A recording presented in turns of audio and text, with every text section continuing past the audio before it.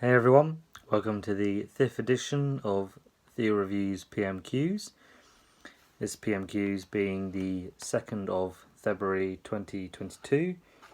So I've got my notes, I've got my Cooperative Party pen, so let's begin. So, Boris started by, talking about the Platinum Jubilee of the Queen's rule coming up on Sunday, and that in June we'll have some celebrations to mark it. Keir Starmer talked about Boris Johnson basically just trying to score cheap political points, and, why did the tax-cutting Conservatives raise tax for working people? Boris then tried to go on about increasing jobs.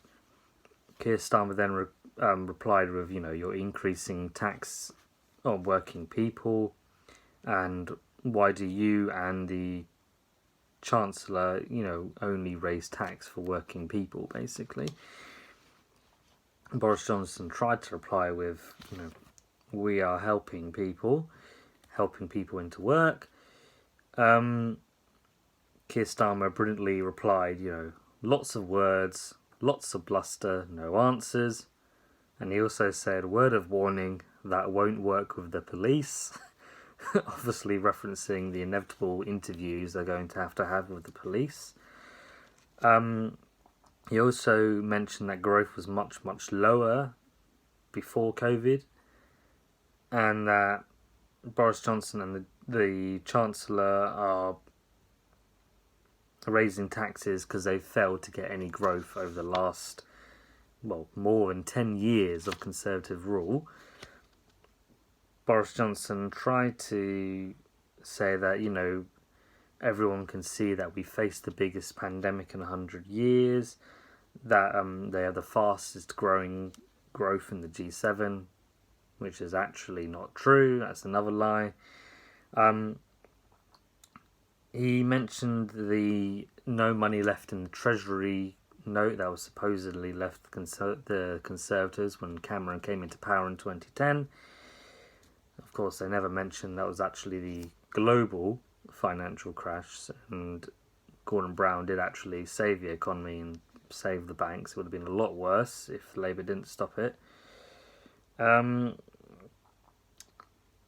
Starmer then replied with, high tax is not, there's high tax and not just for low growth. It's been, fraudulent, dodgy contracts, as we've seen, and things like yachts for the ministers in the government. And why did the government block the National Crime Agency investigating the billions that they lost in fraud? Obviously, Boris Johnson wasn't going to reply to that. He just said, we look after businesses and people, and Labour wouldn't be trusted to run the economy. Keir Starmer said, he's been ordering his his troops, his MPs, not to support the tax on banks or on the oil companies. Why do you protect oil companies and banks and not working people? And they've said also that lost the Treasury a massive amount of potential money as well. Boris Johnson just said, they've done more, for the NHS, and that's why they've been using the money. Keir Starmer replied with, they are the party of high tax because of the low growth, and that they're basically gaslighting the population, they're lying to them. Which is true, they've been in power for over 10 years. It's obviously they can't deal with the economy. Boris Johnson just said, we're getting on with the job, that they're levelling up. Yeah, of course they are. So I'll just touch on the Scottish National Party, as they're the second biggest opposition party in Parliament. The Westminster representative for the Scottish National Party, Ian Blackford, opened with mentioning about World Cancer Day, and that how the PM was at one of the parties when he directly said it didn't happen, and how bad it is that if a PM was to be cautioned or questioned by the police or fined. And he said if any of those did happen, he must resign. Boris, of course, just said, you're asking the same questions, and he tried to mention the booster rollout. He tried to say how good we're looking against Putin, but he didn't mention how Putin and our allies in the West have been completely making jokes of him. Like, I think it was one of the secretaries in the United States said, I've never been ambushed by a cake, and I think it was Putin or one of Putin's people said that Boris Johnson is like his own country doesn't have faith in him, basically.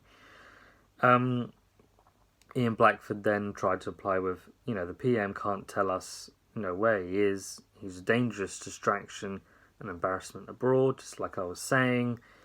And when he just got back from Ukraine, his own chair of the Protection Committee sent in his letter to the 1922 committee. Boris Johnson just said, we're doing our job. Now, there was two things that happened, interestingly, was Ian Blackford mentioning about the sort of faces of his own colleagues, but also I found it quite depressing just how many of them were sort of cheering and trying to show a united front. It's getting to the point where, for the sake of things nationally internationally in Ukraine and things nationally here at home, he has to go. So again, a fat lot of good it's going to do, because I know what my MP is like, Laura Trott, MP for Sevenoaks. I'm asking her to send in her letter to the 1922 committee, or again, like last time, step aside, make way for an actual MP who cares, unlike yourself, unfortunately. So that's today's video. Please do like and subscribe and comment, as it does help the videos, as we want to reach as many people as possible. Please do feel free to contact me on YouTube or on Facebook or Twitter or Instagram if you have Instagram, or you can send me an email at theodoreg.michael@gmail.com. I hope you had a nice day, and I hope you're all feeling well.